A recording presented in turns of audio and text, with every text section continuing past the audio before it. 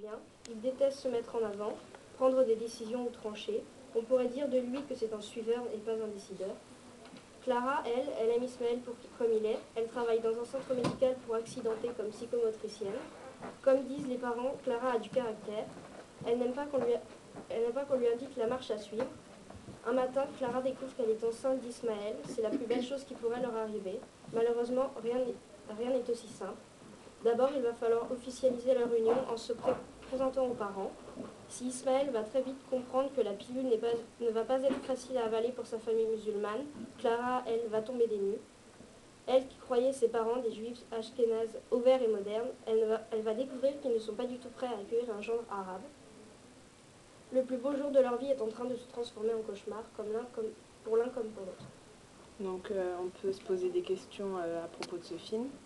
Par exemple, pourquoi la réaction de la mère juive est excessive par rapport à celle de la mère musulmane. Donc on a vu que dans la religion juive, la mère donne la vie et le père éduque dans la société. Donc on pense que pour la mère de Clara, si sa fille est avec un garçon musulman, alors les traditions juives elles vont être rompues. Donc on peut se poser aussi quelles sont les différences entre la tradition juive et musulmane. Donc une des différences essentielles est la relation avec Dieu. Pour la religion juive, les liens se sont faits par l'histoire, par alliance, alors que dans la religion musulmane, Dieu il se révèle par le Coran et par les lois. Donc les rites de ces deux religions sont difficilement conciliables.